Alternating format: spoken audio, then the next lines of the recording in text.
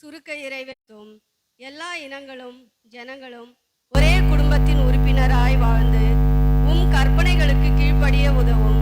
எங்களை எதிர்க்கின்றவர்களின் மாதர் சிறப்பு ஞாயிற்கென்று வாசிக்க வேண்டிய சங்கீத பகுதி சங்கீதம் 132 1 முதல் 9 ஸ்தலத்திற்குள் எழுந்தருளும். உம்முடைய ஆசாரியர்கள் நீர்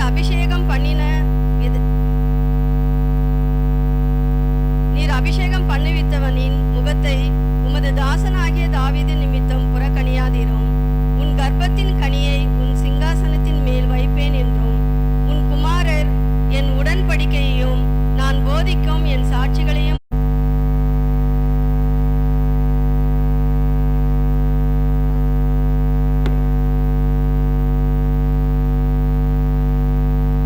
இது என்றென்றைக்கும் நான் தங்கும் இடம்.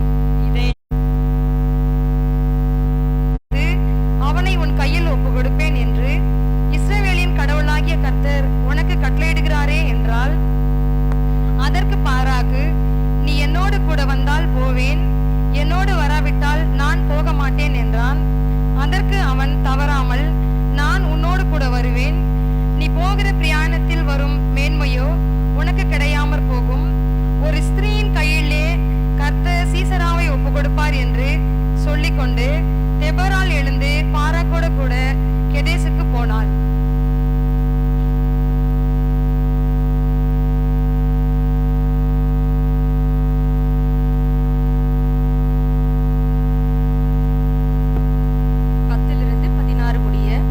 அப்பொழுது பாராக் செபுலோன் மனுஷரையும் நப்தலி மனுஷரையும் கேதேமுக்கு வரவழைத்து தன்னை பின் செல்லும் 10,000 பேரோடே போனான். தெபோராலும் அவனோடே கூட போனாள். கேனியனான ஏபோர் என்பவன் மோசேயின் மாமனாகிய ஓபாவின் புத்திரராய் இருக்கிற கேனியரை விட்டு பிரிந்து கேதேசின் கிட்ட இருக்கிற சனாயிம் என்னும் கர்வாலி மரங்கள் அருகே தன் கூடாரத்தை போட்டிருந்தான். அபினோகாமின் குமாரன் பாராக் தாபோர் மலையில் ஏறி போனான் என்று சிசேராவுக்கு அறிவிக்கப்பட்ட போது சிசேரா 9,000 இரும்பு தரங்களாகிய தன்னுடைய எல்லா ரதங்களையும் தன்னோடு இருக்கும் எல்லா ஜனங்களையும் புறஜாதிகளிடம் பட்டணமாகிய ஆரே தேசத்தில் கீசோன் பள்ளத்தாக்கிலே வரவழைத்தான். அப்பொழுது தெபோராள் பாராக்கை நோக்கி, எழுந்து போ, கர்த்தர் சிசேராவை உன் கையில் ஒப்பு கொடுக்கும் நாள் இதுவே, கர்த்தர் உனக்கு முன்பாக புறப்படவில்லையா என்றாள். அப்பொழுது பாராக்கும் அவள் பின்னாலே 10,000 பேரும் தாபோர் மலையிலிருந்து இறங்கினார்கள். கர்த்தர் சிசேராவையும் அந்த எல்லா ரதங்களையும் சேனையனைத்தையும் பாராக்குக்கு முன்பாக பட்டயத்தில் இறக்கினான். கலங்கடித்தார். சிசேரா ரதத்தை விட்டு இறங்கி கால்நடையாய் ஓடி போனான். பாராக் ரதங்களையும் சேனைகளையும் புறஜாதிகளுடைய ஆரோசேத் மட்டும் துரத்தினான். சிசேராவின் சேனை எல்லாம் பட்டய கருக்கினால் விழுந்தது, ஒருவனும் மீதியாய் இருக்கவில்லை என்றார் என்பதுவே.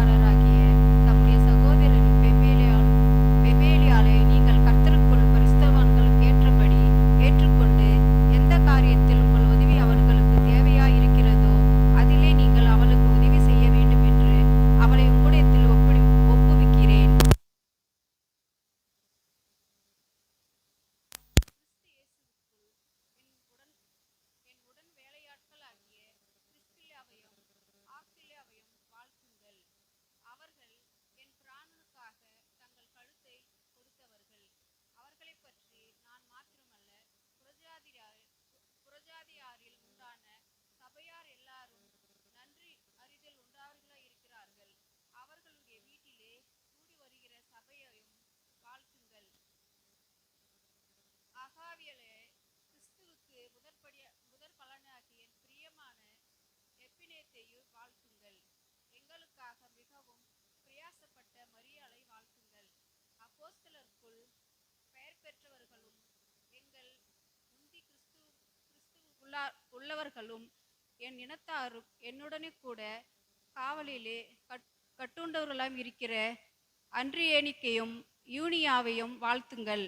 கர்த்தருக்குள் எனக்கு பிரியமான அம்பிலியாவை வாழ்த்துங்கள்.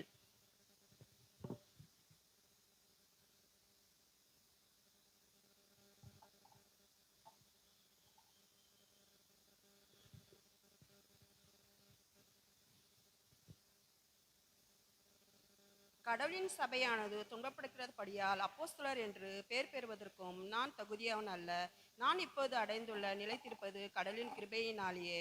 அவர் எனக்கு அருளிய கிருபை விருதுவாய் போக அவர்கள் எல்லாரிலும் நான் அதிகமாய் உழைத்தேன். ஆகிலும் உழைத்தது நான் அல்ல, என்னோடு இருக்கும் கடவுளின் கிருபையே. ஆகவே நானாகிலும் அவராகிலும் இப்படியே பிரசந்தித்து வருகிறோம். இப்படியே நீங்கள் விசுவாசித்தீர்கள்.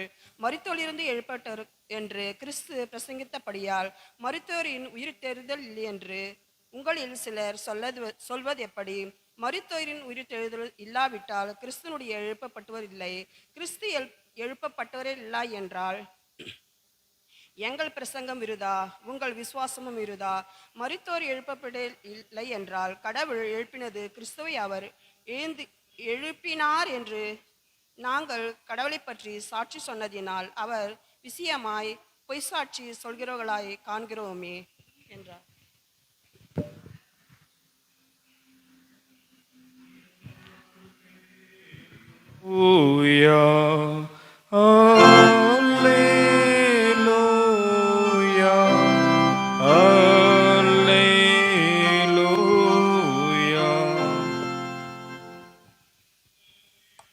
லூக்கா 8ஆம் அதிகாரம் வசனங்கள் 1 முதல் 3 முடிய.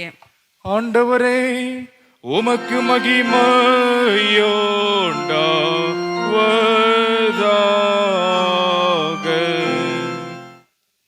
பின்பு அவர் பட்டணங்கள் தோறும் கிராமங்கள் தோறும் பிரயாணம் பண்ணி தேவனுடைய ராஜ்யத்துக்குரிய நற்செய்தியை கூறி பிரசங்கித்து வந்தார்.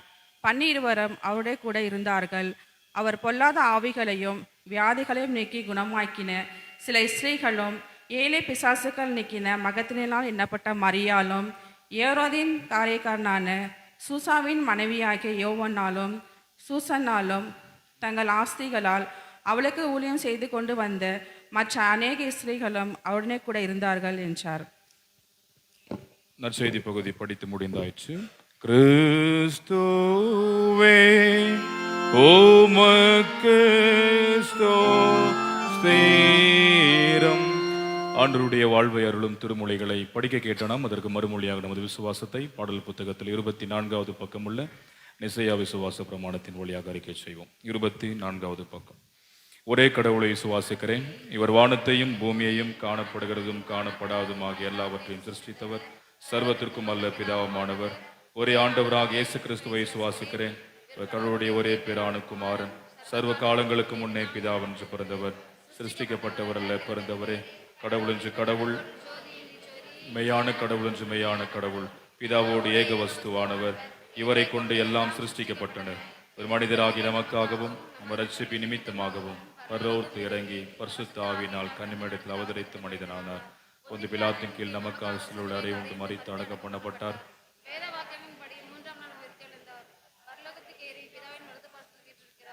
உயிருள்ளோரை மரித்தோரை நினைத்து மகிமையோடு திரும்ப வருவார். ராஜ்யத்திற்கு முடிவில்லை. பரிசுத்தானவரை விசுவாசிக்கிறேன். ஒரு ஆண்டவரும் மீட்பிக்கிற ஒரு மாமே, ஒரு பிதாவரும் குமார் என்று புறப்படுகிறவர், பிதாவோடு குமாரனோடு ஏகமாய்த்தோடு மகிமைப்படுத்துகிறவர், தீர்க்க தரிசிகளை கொண்டு உரைத்தவர் மாமே. பாவ மன்னிப்புக்காக ஒரே ஞானஸ்தானம் அழைக்கிடுகிறேன். மரித்த ஒரு உயிர் தெழுதலையும் எதிர்பார்த்து கொண்டிருக்கிறேன். ஆம், நம் அனைவரும் அமர்ந்திருப்போம். இப்பொழுது நம் திருச்சபையினுடைய மாதர்கள் நமக்கு சிறப்பு பாடல் ஒன்றை ஏறெடுப்பார்கள்.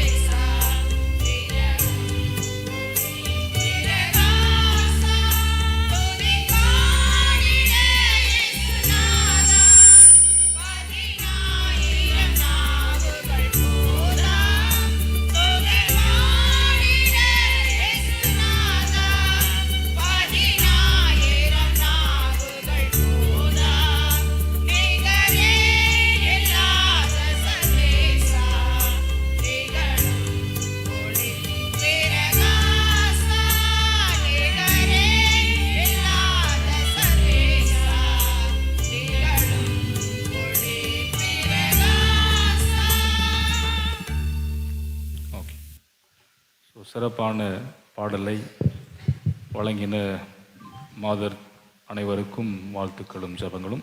நேற்றுக்கு தான் இவங்க ப்ராக்டிஸ் பண்ணாங்க. ஸோ நியர்லி 10 o'clock மேலே ஆயிடுச்சு. ஸோ அதிலும் சிறப்பாக பயிற்சி எடுத்து பாடியிருக்கிறார்கள். அனைவருக்கும் வாழ்த்துக்கள். அன்பார்ந்தவர்களே, இந்த ஞாயிற்றுக்கிழமை வழிபாட்டிற்கு பிறகு நம்முடைய திருச்சபையின் மாதர் சங்கத்தின் புதிய பொறுப்பாளர்களை தெரிவு செய்திருக்கின்றோம். அதை கடந்த வியாழக்கிழமை நம் ஆண்டவர் இயேசுவினுடைய பரத்திற்கேறின பண்டிகையின் வழிபாட்டில் அவர்களை இந்த ஊழியத்திற்கென்று நியமனம் செய்யலாம் என்று முடிவு செய்யப்பட்டு அவ்வழிபாட்டில் பங்கெடுத்தவர்களில் இந்த பொறுப்பில் உள்ளவர்களுக்கு நியமனம் செய்யப்பட்டது. அதில் சிலர் அந்த வழிபாட்டில் பங்கெடுக்கவில்லை. ஆகையினால அவர்களை இந்த நாளில் நாம் நியமனம் செய்வோம். தெரிவு செய்யப்பட்டுள்ள அனைத்து பொறுப்பில் உள்ளவர்களும் முன்பதாக வாருங்கள். அதில் நியமனமாகிவிட்டவர்கள் நிற்கும்படி உங்களை கேட்டுக்கொள்கின்றேன். நியமனம் பெற்றுக்கொள்ளக்கூடியவர்கள் மாத்திரம் முழங்காலிடும்படி உங்களை அன்போடு கேட்டுக்கொள்கிறேன். வாங்க. தெரிவு செய்யப்பட்டுள்ள அனைத்து பொறுப்பாளர்களும் திரும்பவும் படிக்கட்டுமா?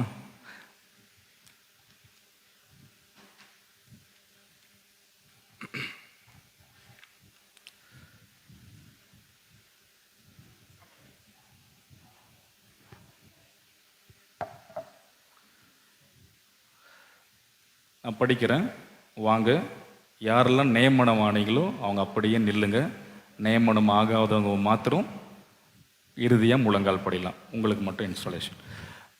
நான் திரும்பவும் படிக்கின்றேன். தெரிவு செய்யப்பட்டவர்களே, கௌரவ தலைவராக திருமதி வினோதினி கிறிஸ்டிராஜ் அவர்களையும், தலைவராக திருமதி பத்மாவதி தெய்வ சிகாமணி அவர்களையும், துணைத் தலைவர் திருமதி சுதா கிருஷ்ணமூர்த்தி, செயலராக திருமதி பிரியதர்ஷினி சங்கர், துணைச் செயலராக திருமதி லில்லி சாமூர்த்தி, பொருளராக திருமதி லாவண்யா சுரேந்திரதாஸ், துணை பொருளராக திருமதி பானுமதி பாவேந்தன் அவர்கள், ஆலோசகர்களாக திருமதி லிடியா ஞானமூர்த்தி ஆசிரியை, திருமதி சுவேதா கிருபாகரன் ஆசிரியை, திருமதி பெலெண்டா ஷாம்குமார் ஆசிரியை, திருமதி பொம்மி ஞானசேகர், திருமதி ரூபி ஸ்டாலின் அவர்கள், செயற்குழு உறுப்பினர்களாக திருமதி இதயரஞ்சனி புருஷோத்தமன், திருமதி வசந்தி சுகிகுமார், திருமதி இளவரசி தினகரன், திருமதி நளினி ஸ்டீபன் ராஜ், திருமதி ஜாய்ஸ் மார்கரெட் மைக்கேல் அவர்கள், திருமதி சிப்போரால்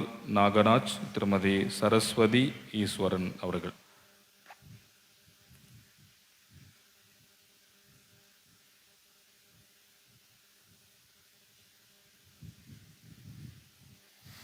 அன்பார்ந்தவர்களே, இந்த சிறப்பான மாதர்கள் மத்தியில் நம்முடைய திருச்சபையில் நீங்கள் தெரிவு செய்யப்பட்டிருக்கிறீர்கள்.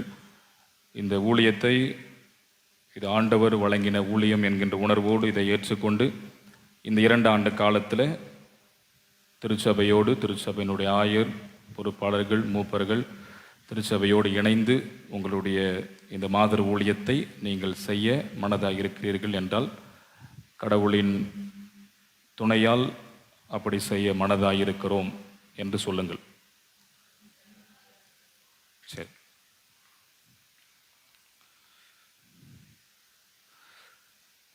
நம்முடைய தூய ஜேம்ஸ் லூதரன் நூற்றாண்டு திருச்சபையினுடைய மாதர் சங்கத்தின் 2026-2028 மே மாதம் வரையிலும் கௌரவ தலைவராக திருமதி வினோதினி கிறிஸ்துராஜ் ஆகிய உங்களை நான் பிதா குமாரன் பரிசுத்தாவின் நாமத்தினாலே இந்த திருப்பணிக்கு என்று நியமனம் செய்கின்றேன்.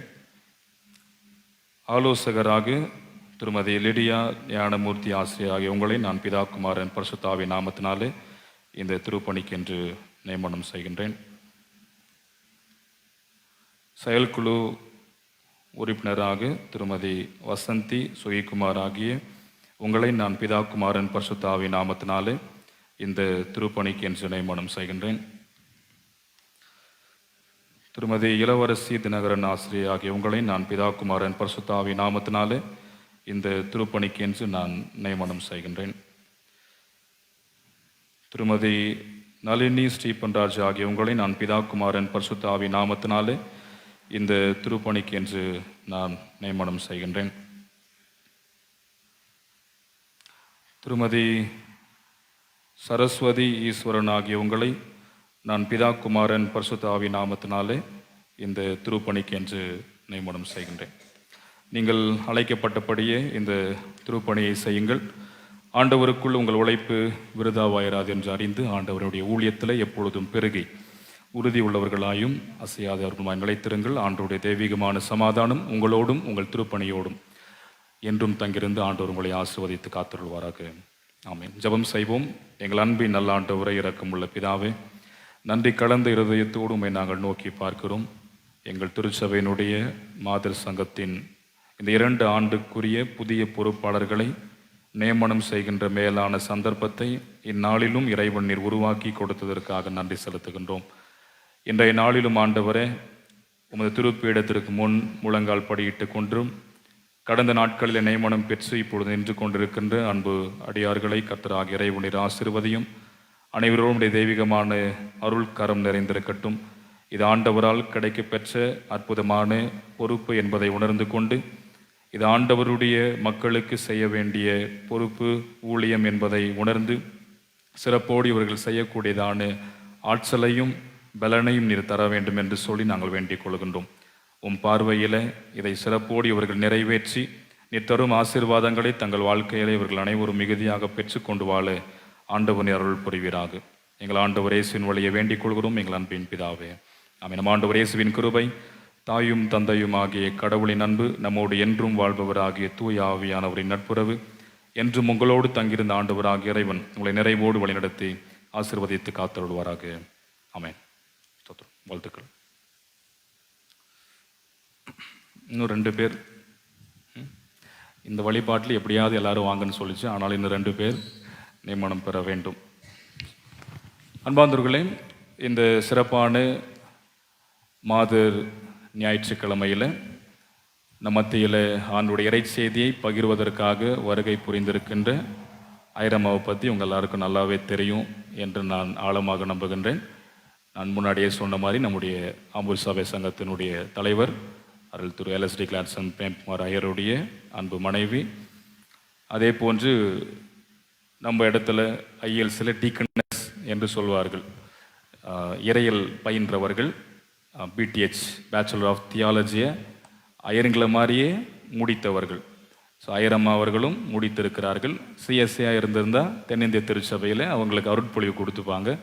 நம்ம லூத்ரன் சர்ச்சில் நம்ம இதெல்லாம் IELTSல நம்ம இது வரைக்கும் நம்ம கொடுக்கல. ஆகையினாலே அவர்கள் மாதர்களின் மத்தியில் ஊழியம் செய்கிறார்கள். குறிப்பாக ஆம்பூர் வட்டத்தில் மாதர் ஊழியர்களாக அவர்கள் தங்களுடைய ஊழியம் செய்கிறார்கள். சபை சங்கம் முழுமையாகவும் மாதர் துறையினுடைய மேம்படுத்துனராக இருந்து இந்த சிறப்பான ஊழியத்தை ஐயரம்மா அவர்கள் ஆட்சி கொண்டிருக்கிறார்கள். ஸோ கடந்த நிர்வாகத்தின் போதும் அவர்கள் இருந்தார்கள். இந்த நிர்வாகத்திலும் இந்த 3 ஆண்டுகள் இந்த டிபார்ட்மெண்ட்டில் நாங்கள் 2 பேர் மாத்திரம்தான் இந்த ஆண்டும் கண்டினியூவஸாக இந்த 6 ஆண்டுகள் இந்த ஊழியத்தை செய்வதற்கான வாய்ப்பை வழங்கியிருக்கிறார்கள். ஆகையினால அருமையான திருமதி பிந்து கிளாட்சன் ஐயரம்மா அவர்கள் நம் மத்தியில் வந்திருப்பது மிக்க மகிழ்ச்சி. ஆகையினால ஐயரம்மா அவர்களை அன்போடு கூட திருச்சபையின் சார்பாக வரவேற்றுக் கொள்வதிலே நாங்கள் மகிழ்ச்சி அடைகின்றோம். அவருடைய அன்பு மகனும் வந்திருக்கின்றார், தம்பி ஃப்ளேவியஸ். யூஜின் மாதிரி ஃப்ளேவியஸ் இருக்கும்போது வந்து நாங்கள் அவரை தூக்கி வளர்த்து இந்த அளவுக்கு ஆகியிருக்காரு. 12th முடிச்சிட்டாரு. இப்போ லயோலா காலேஜில் வந்து அவர் மேற்படிப்பை முடித்து இறையல் பயிர அவரும் போகின்றார், ஆயராக மாறப்போகின்றார். அவருக்கும் என்னுடைய வாழ்த்துக்களை முன்னதாகவே நான் வழங்குகிறேன். தம்பி அவர்களையும் அன்போடு கூட வரவேற்றுக் கொள்கின்றேன். நாம் ஆண்டுடைய இறை செய்திக்கு ஆயத்தமாக 331வது ஞானப்பாடல் எந்தன் ஜீவன் இயேசுவே சொந்தமாக ஆளுமே என்கிற பாடலை நாம் பாடுவோம். அதனுடைய இறுதி சரணத்தின் போது எழுந்து நின்று பாடுவோம். இறுதியாக ஐயரம்மா அவர்கள் நமக்கு சிறப்பு இறை செய்தியை பகிர்ந்தளிப்பார்கள். 331வது ஞானப்பாடல்.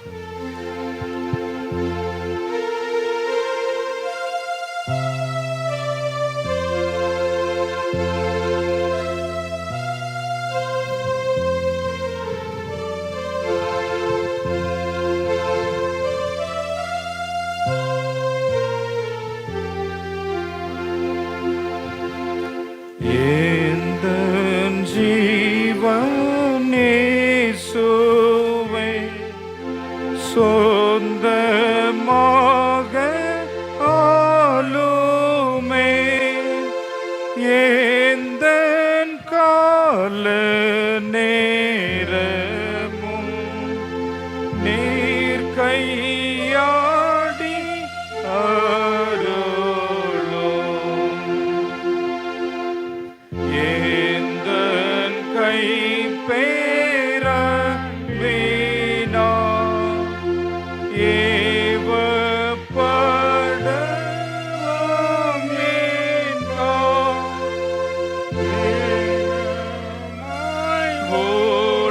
உழைக்கவும் அழகாய் விளங்கவும் இந்த நாவு இன்பமா உம்மை பாட உம்மென்போம். மீட்பின் செய்தி கூறவும் ஏதுவாக்கி அருளும். இந்த நாசி தேவரே முற்றும் ஏற்றுக் கொள்ளுவேன். புத்தி கல்வி யாவையும் சீதம் போற்ற யோகியும் எந்தன் சித்தம் இயேசுவே ஒப்புவித்து விட்டேனே.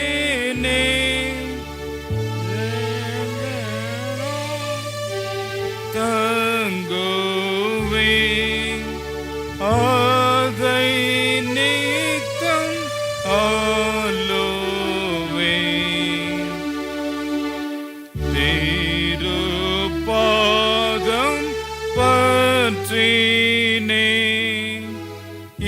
இந்த நேசம் ஊற்றினே.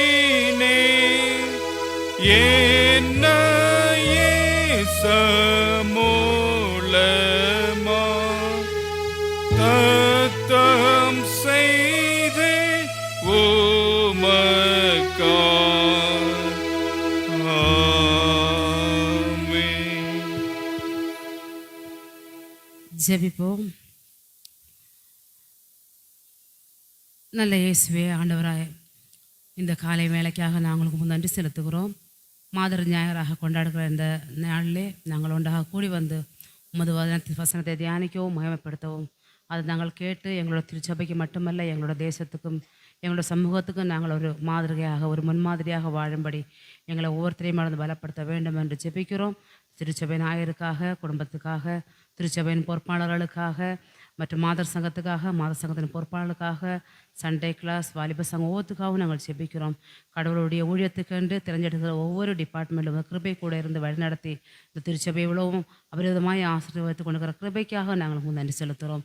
தொடர்ந்து நடக்கிற ஆராதனையிலும் திருவிருந்த ஆராதனையிலும் ஒரு கிருபை எங்களோடு கூட இருக்கட்டும். மீட்பர் இயேசுவின் நாமத்திலே ஜெபிக்கிறோம். ஜெபம் கேளும் நல்ல பிதாவே, ஆமேன். சபை அமருவோம்.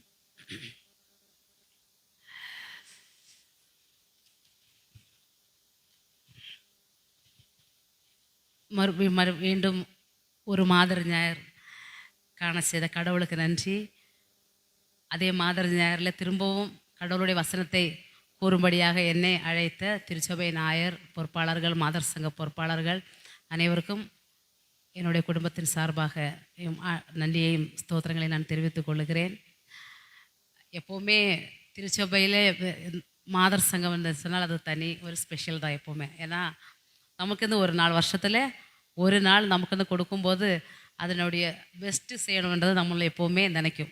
எப்போவுமே ஒரு சந்தோஷமாக நமக்கு எல்லாருக்குமே சாதாரண ஆராதனையில் வர்றதை விட மாதர் ஞாயிறு வரும்போது நமக்கு ஒரு தனி ஒரு ப்ரிப்பரேஷன் ஒரு வாரமாகவே ப்ரிப்பேர் பண்ணி ரெடியாகி வர்றதுக்காக நம்ம ஆயத்தமாகிறோம். சண்டே திருச்சபையில் வரும்போதும் ஆலயத்தில் கடந்து வரும்போதும் நமக்கு ஒரு மிக மகிழ்ச்சி. என்னென்னா இன்றைக்கி எல்லாமே நாம் தான் வசனம் வாசிக்கிறோன்னு, பைபிள் ரீடிங், பாடல் எல்லாமே நம்ம மட்டும்தான் நம்மளுக்காக கொடுக்குற ஒரு நாள். கடந்த வியாழக்கிழமை அன்றைக்கு நைட்டு தான் திடீர்னு ஐயர் வந்து என்னை கேட்டாங்க, அக்கா சண்டே மாதர் ஞாயிறு கொண்டாடுகிறோம், நீங்கள் வரணும்னு. லாஸ்ட் டைம் நான் தானே வந்தேன், அதனால் நீங்கள் வேறு யார் இருந்தால் கூப்பிடுங்கன்னு சொன்னேன். இல்லை இந்த வாட்டியும் நாங்கள் முடிவு பண்ணேன், இல்லை நீங்கள் வாங்கோன்னேன். ஆக்சுவலாக நான் நினச்சேன் இந்த சண்டே நினைக்கல, தேர்ஸ்டே கூப்பிட்டதுனால நான் நினச்சேன் அடுத்த சண்டே நினச்சிட்டு இருந்தேன். ஒரு சந்தேகத்தில் நேற்று அவர்கிட்ட கேட்டேன், நேற்று சந்தேகத்தில் என்னைக்கு மாதர் ஞாயிறுன்னு கேட்டேன். திடீர்னு தான் நேற்று தோணுச்சு, ஒரு டவுட்டில் கேட்டேன். அக்கா நாளைக்கு தான் அக்கா மாதர் ஞாயிறு கொண்டாடுறேன்னு சொன்னாங்க. கடவுளுக்கு நன்றி ஸ்தோத்திரம். ஏன்னால் தெரியும், கடந்த மாதர் மாநாடுக்கு நீங்கள் இந்த திருச்சபையிலேருந்து நீங்கள் வந்திருக்கும் தெரிந்து நினைக்கிறேன். கடந்த 3 ஆண்டு காலத்தில் நான் ஆம்பூர் சபை சங்கத்திலே மாதர் சங்கத்தினுடைய மேம்படுத்தினதை பணியாற்றினேன். ஐயர் சொன்ன போல ஐயரும் வாலிப சங்கத்தினுடைய யூத் ப்ரொமோட்டராக அவரும் இருந்தார்கள். இந்த வருஷம் நாங்கள் 2 பேருமே கண்டினியூ பண்ணி கொண்டு இருக்கிறோம். கடந்த ஆண்டில் நிர்வாகத்திலையும் சபை சங்கத்தில் ஊழியத்தில் மிகவும் சிறப்பாக விளங்கின 2 துறை, ஒன்று யூத்து, ஒன்று விமன். 2 தான் மிகவும் சிறப்பாக எங்களுக்கு கொடுத்த பணியை நாங்கள் எவ்வளவு பெஸ்ட்டாக கடவுளுக்கென்று நாங்கள் செய்ய முடியுமோ அதை நாங்கள் செய்தோம். இந்த ஆண்டும் அதுபோல் ஆரம்பித்தோம். அவர்கள் முதல்ல கிறிஸ்மஸ் கேரல் வழியாக ஸ்டார்ட் பண்ணும்போது நாங்கள் பாஸ்டர்ஸ்னுடைய மனைவிகளுக்காக நம்மளுடைய ஆம்பூர் சபை சங்கத்தில் உள்ள பாஸ்டர்ஸ் மனைவிகளை எங்களுக்கு தெரியாது, நிறைய பேர் எங்களுக்கு தெரியாது. அதனால் நாங்களும் ஒரு கூடுகை வேணும் என்று சொல்லி ஒரு பாஸ்டர்ஸ்னுடைய மனைவிகளுக்காக ஒரு கிறிஸ்மஸ் ப்ரோக்ராம் பண்ணேன்.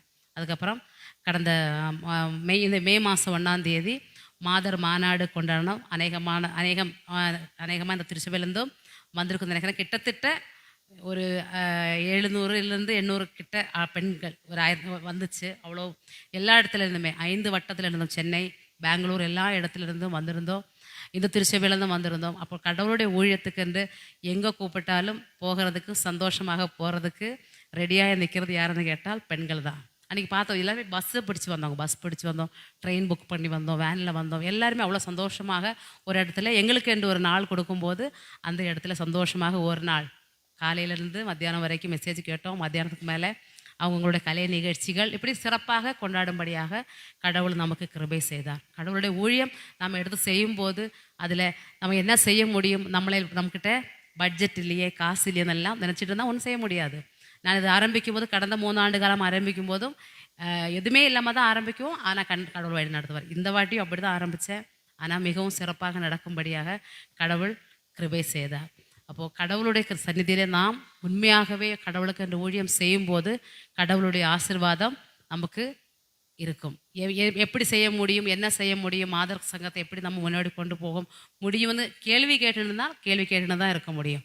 ஆனால் செய்யும்போது நமக்கு அதனுடைய வழிகளெல்லாம் கடவுள் திறந்துருவார். எப்படியாவது அது நடக்கணும். அதாவது நாம் வாஞ்சியாக இருக்கும்போது, அவருடைய ஊழியத்துக்கென்று நாம் வாஞ்சியாக இருக்கும்போது அது செய்யக்கூடிய எல்லா விதமான வழிகளையும் எல்லா தடைகளையும் நீக்கி நமக்கு ஒரு வழியை கடவுள் திறந்தரும். அப்போ அது உண்மையான ஊழியத்துக்கு நாம் வரும்போது கடவுள் நமக்காக கொடுக்குற மிகப்பெரிய ஆசீர்வாதம். இன்றைக்காக நாம் சற்று நேரம் தியானத்துக்குன்னு திரஞ்செடுத்த வேத பகுதி அது நீதிமொழிகளின் புஸ்தகம் 14ஆம் அதிகாரம் 1வது வசனம். நீதிமொழிகள் 14:1 முதல் வசனம். போதும், புத்தி உள்ள ஸ்திரீ தன் வீட்டை கட்டுகிறார். இந்த நான் வச்சுக்கிற மொழிபெயர்ப்பில், அதில் கடவுள் பைபிள், தேவன் பைபிள், இந்த 2 பைபிளுக்கு உங்களுக்கு தெரியும் நினைக்கிறேன். இதில் ஞானமுள்ளவள் தன் வீட்டை கட்டுகிறார். புத்தி உள்ள ஸ்திரீ தன் வீட்டை கட்டுகிறார். புத்திமதியாக புத்தி உள்ளவள் இல்லை, ஞானம் உள்ளவள் தன்னுடைய குடும்பத்தை எப்படி கட்டி காக்கிறார் என்றதை இதில் சொல்லுகிறோம். இதை நம்ம பார்க்கும்போது நம்மளோட வேத புஸ்தகத்தில் அநேக பெண்மணிகள் உண்டு. புத்திசாலியான பெண்களை குறித்து அநேக பெண்மணி. நான் லாஸ்ட் டைம் வரும்போது எங்களுக்கு ஞாபகம் வந்துடுறேன், நான் எஸ்தரை குறித்து சொன்னோம். எஸ்தருடைய அந்த புத்திசாலித்தனத்தினால என்ன பண்ணுறோம், ஒரு யூத வம்சமே மரணத்திலிருந்தும் மீட்கப்பட்டார். ஒரு மரணத்திலிருந்து தங்களுக்கு ஒரு அரசாங்கம் முதிரையோடு கூட, அரசாங்க ஆணையோடு கூட யூத வம்சத்தை அழிக்கிறதுக்காக, அவர்களை கொலை செய்யப்படுறதுக்காக ஒரு ஆணை வாங்கி வச்சிருக்கும் போது அந்த இடத்துல அவர் என்ன பண்ணுறாரு, அந்த இடத்துலேருந்து எஸ்தர்னுடைய அந்த ஜெபம், எஸ்தர் மட்டுமல்ல தன்னுடைய யூத வம்சம் முழுவதும் உள்ள பெண்கள் அனைவரும் உள்ள அந்த ஜெபத்தின் மூலம் கடவுள் அந்த இடத்துல ஒரு பெரிய கிரியை செய்கிறார், ஒரு அற்புதம் செய்கிறார்.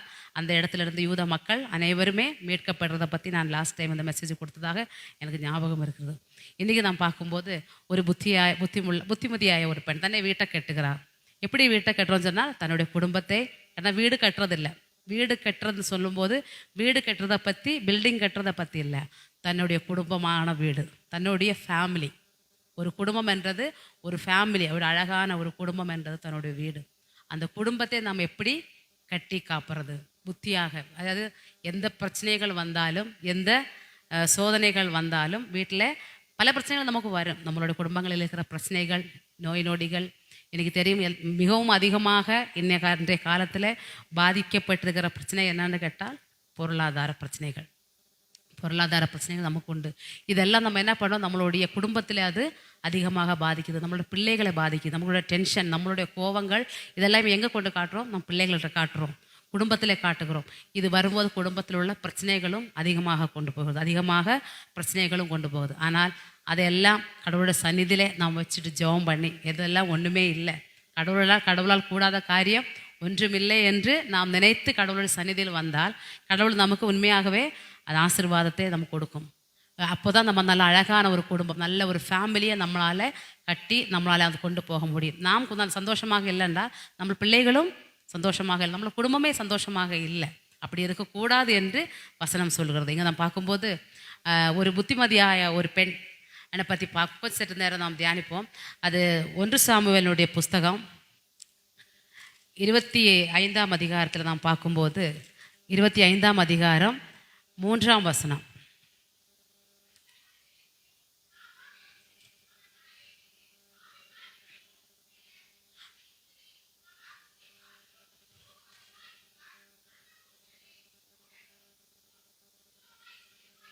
போதும் அவ்வளோதான். அதான் ஒரு மனுஷன் இருந்தான், அவனுடைய பேரு நாபால். அவன் வந்து ஒரு முரட்டாட்டனும். ஆனால் அவனுடைய மனைவியோ அபிகயல். அவளுடைய பேரு அபிகயல். வேத புஸ்தகத்தில் ஒரு முக்கியமான இடம் பிடித்த ஒரு பெண்மணி அபிகயல். அவள் மகா புத்திசாலியும் ரூபவதியும் என்று சொல்லுகிறார். ஒரு சிலருக்கு அழகு இருக்கும், புத்தி இருக்காது, புத்தி இருக்கும், அழகு இருக்காது. அப்படி நம்ம சொல்லுவாங்கல்ல, பார்க்க ரொம்ப அழகாக இருக்கும் அந்த பொண்ணு, ஒரு எந்த புத்தி மேலே இவ்வளோ ஒரு மடத்தனமாக இருக்கல நம்ம சொல்லுவாங்க இல்லையா, அழகாக இருந்தா. ஆனால் அழகே இருக்காது, பார்க்கறது கூட நல்லா இருக்காது. ஆனால் அவங்க கூட பேசும்போது அவங்கள மாதிரி புத்திசாலியான பெண்கள் இருக்காது. அப்படிப்பட்ட கூட்டத்தில் நம்ம பார்க்கும்போது அபிகேல் வந்து வேத புஸ்தகத்தில் ஒரு முக்கியமான இடத்தை பிடித்திருக்கிறார். எதுக்குன்னு கேட்கும்போது தாவீதினுடைய அந்த சவுல் தாவீதை கொலை செய்ய வேண்டும் என்று அவரை தேடிக்கொண்டிருக்கிற நேரத்தில் தாவீதனோடு உள்ள அவருடைய கூட்டாளிகளும் சேர்ந்து பல இடங்களில் சுற்றி திரிஞ்சு கர்மேல் என்ற ஒரு மலையில் வருகிறோம். அந்த இடத்துல பார்க்கும்போது அங்கே இருக்கும்போது இந்த நாபால் என்று சொல்லுகிற மனுஷனுடைய ஆட்கள், அதாவது ஆடு மேய்க்கிறவர்கள், அவருக்கு வந்து வேதபுஸ்தகம் சொல்லுது அவருக்கு ஏகദേശம் 3000 ஆடு இருக்குதான். 3000 ஆடும் வெள்ளாட்டும் அதே மாதிரி கோலாட்டுகளும் அவருக்கு இருந்ததாக சொல்லுகிறது. அப்போ அவ்வளோ ஆடுகள் அவருக்கு இருந்ததுனால அந்த இடத்துல அவர் அந்த ஆடுகளை மேய்க்கிறதுக்காக அந்த மேய்ப்பர்கள் கர்மேல் மலையில் இருக்கும்போது கூட அந்த இடத்துல இருந்து தாவீதனுடைய கூட்டாளிகளும் அந்த இடத்துல இருக்கும்போது எந்த விதமான பிரச்சனையும் இல்லாமல் தாவீதோடு கூடையும் அவரோட கூட்டாளிகளோடு கூடையும் பாதுகாப்பாக தங்களுடைய ஆடுகளை மேய்க்கிறதுக்கு நாபாலினுடைய மேய்ப்பர்களுக்கு, ஆடு மேய்க்கிறவர்களுக்கும் ஒரு சகாயமாக இருந்தவர்கள் தாவீதனோடு கூட இருந்தவர்களும். ஏன்னா எந்த விதமான தீங்கும் இல்லாமல் படி பாதுகாத்து அவர்களை பத்திரமாக திரும்பி தங்களுடைய அந்த எஜமானன்கிட்ட நாபால் கிட்ட கொண்டு வரும் வரைக்கும் அவர்களை பத்திரமாக பாதுகாத்த தாவீதனோடு கூட இருந்தவர்களும். ஆனால் இங்கே பார்க்கும்போது நாபாலை பற்றி என்ன சொல்ல, நாபால் ஒரு முட்டாள், ஒரு முரட்டாட்டு உள்ளவன் என்று சொல்லுகிறார் வேதம். அப்படி நாபால் இடத்துல அவர் அந்த ஆடுனோடைய அந்த ரோமம் கத்திரிக்கை பண்ண அந்த மயிர் கத்திரிக்கை பண்ணுற ஒரு பண்டிகையை ஒன்று வரும்போது அங்கே கிட்டத்தட்ட அவருக்கு 3000 ஆடு இருக்குதுன்னு வேத புஸ்தகத்தில் சொல்லுகிறது. அப்போ அப்படி இருக்கும்போது அந்த ஆடுகளுக்காக அவர் ஒரு பெரிய ஒரு பண்டிகை ஒரு ஃபெஸ்டிவல் வச்சு அந்த பண்டிகையில் எல்லாருக்கும் உணவு போட்டு அவ்வளோ பெரிய பண்டிகை இருக்கும்போது தாவீதனோடு கூட இருந்தவர்களும் அங்கங்கே பசி பல இடங்களில் அவர் பல இடத்துல அங்கங்கே என்ன கிடைக்குதோ அதை சாப்பிட்டு கொண்டு சுற்றி திரிஞ்சவர்கள், சவுலிருந்தும் பயந்து வெளியில் வந்து அவர் சுற்றி திரிஞ்ச ஆட்கள். அப்போ என்ன பண்ண, ஒரு 10 பேரை நாபால் கிட்ட அனுப்புகிறாங்க. எதுக்காக, நீங்கள் அங்கே போயிட்டு எங்களுக்கு உணவு வாங்கிட்டு வா, ஏன்னா நம்ம தானே அவங்க கூட இருந்தால் இல்லையா, அவருக்கு உதவியெல்லாம் செஞ்சுக்கிறோமே, அதனால அவங்கள காட்டு மிருகங்கள்லேருந்தும் எல்லா விதமான பிரச்சனைகள் எல்லாம் பாதுகாத்து பத்திரமாக திருப்பி அனுப்பிக்கிறோமே, அதனால் கண்டிப்பாக அவர் நமக்கு உதவி செய்வார் என்று சொல்லி தாவீது அவரை அனுப்புகிறார். தாவீது என்ன பண்ணுறாரு, இது ஒரு 10 பேரை அந்த இடத்துக்கு அனுப்புகிறார். ஆனால் அந்த இடத்துல போகும்போது நாபால் என்ன பண்ணுறாரு, அவர்களுக்கு எதுவுமே கொடுக்காமல் அவர்களை திருப்பி அனுப்புகிறார். எதுவுமே செய்யாமல், எந்த விதமான உதவியும் செய்யாமல் அவர்களை திருப்பி அனுப்புகிறார். திருப்பி அனுப்பும்போது கண்டிப்பாக அவரை கூட இருந்தவர்கள், அதாவது கூட அந்த இடத்துல மேய்ப்பவர்களுக்கு தெரியும் தாவீது எப்படிப்பட்டவர், எவ்வளோ பெரிய பலசாலி, எவ்வளோ பெரியவர் என்றதை தெரியும். அதனால் அவர் மூலமாக நமக்கு ஏதோ ஒரு அழிவு வரப்போகுது, எந்த விதமான அழிவும் வரக்கூடாது என்றதுக்காக அவர்கள் என்ன பண்ணுறாங்க, தன்னுடைய நாபாலுடைய மனைவியிடம் போய் இந்த விஷயத்த சொல்கிறார். தாவீது இந்த மாதிரி நாங்கள் அந்த இடத்துல கர்மேல் மலையில் இருக்கும்போது எங்களுக்கு மாதிரி பிரச்சனைகள் எல்லாம் இருந்துச்சு. ஆடு பெரிய பெரிய மிருகங்கள் எல்லாம் வரும், சிங்கம் வரும், கரடி வரும், எல்லாமே வரும். ஆடுகளை பாதுகாக்கணும். இதுக்கெல்லாம் எங்களுக்கு உதவியாக இருந்தவர்கள் தாவீதும் தாவீதினோடு கூட இருந்தவர்களும். ஆனால் அப்படிப்பட்ட அவர்கள் இங்கே வந்து உணவு தேடி வரும்போதோ உங்களுடைய கணவர் அவருக்கு உணவு கொடுக்காமல் அவரை திருப்பி அனுப்பிச்சுக்கிறாங்க. அதனால் தயவுசெய்து நீங்கள் ஏதாவது ஒன்று செய்யணும், இல்லைன்னா நமக்கு ஒரு அழிவு வரப்போகுது என்று சொல்லுகிறார். எப்பவுமே நமக்கு தெரியும், குறளில் ஒன்று சொல்லுகிறது, நன்றி மறப்பது நன்றன்று, நன்றல்லது அன்றே மறப்பது அன்றுன்னு என்ன சொல்லனா, ஒருவர் நமக்கு செய்த நன்மையை, அதாவது ஒரு உதவியை மறப்பது எக்காலத்திலும் நல்லதில்லை. நமக்கு ஒரு உதவி ஒருத்தர் செய்தால் அது நாம் எப்பவுமே நாம் மறக்கக்கூடாது. நாளைக்கு நமக்கு கஷ்டத்தில் இருக்கும்போது உதவி செய்கிறோம், நாளைக்கு நம்ம அவங்கள பார்த்துட்டு நாம் நல்ல ஒரு நிலைமையில் வரும்போது நம்ம அவங்கள பார்த்துட்டு திரும்பி நாம் போகக்கூடாது. ஒரு சின்ன உதவி நமக்கு செய்தாலும் அதை நன்றியாக நினைக்க வேண்டும் என்றுதான். ஆனால் அவர் நமக்கு தீமை செய்த தீமையை அன்றைக்கே நாம் மறந்து விடணும். நம்ம நன்றி செய்கிறோம், அவர்கள் என்ன பண்ணணும், நமக்கு தீமை செய்தால் அதை நம்ம மறந்துடணும், அதை மறந்து விடுங்கன்னு சொல்கிறார். இது வந்து திருக்குறளில் சொல்லுகிற ஒரு வாசகம். இங்கே நாபாலோ அதே தான். இந்த திருக்குறள் பார்க்கும்போது அவர் செய்த நன்றிகள் அவர் மறந்து அவர்களுக்கு விரோதமாக அவர்களை ஆட்டி புறப்பட்டு வெளியே அனுப்பும்போது, ஆனால் அபிகேலோ அந்த இடத்துல ஒரு புத்திசாலியாகிய பெண்மணியாக அங்கே விளங்குறது பார்க்குறோம். நீதிமொழிகளோட புஸ்தகம் 31ஆம் அதிகாரம் 10வது வசனம். குணசாலியாகிய ஸ்திரீயை கண்டுபிடிப்பவன் யார்? அவளுடைய விலை முத்துக்களை பார்க்கிலும் உயர்ந்தது. 30வது வசனம், 31 30வது வசனம்.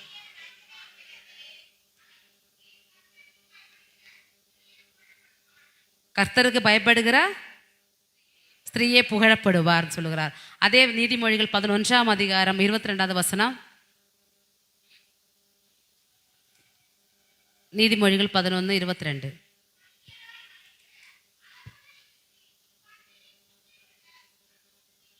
ஆமாம், என்ன சொல்கிறார்? புத்திமானோ பேசுகிறார். வாசிங்க.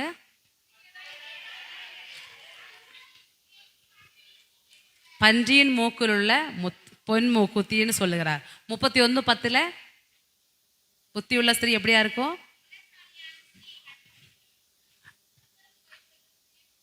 புகழப்படுவார். அடுத்தது கீழே, அவளுடைய விலை முத்துக்களுக்கும் விலை உயர்ந்தது. ரெண்டு சொல்றாங்க அங்க.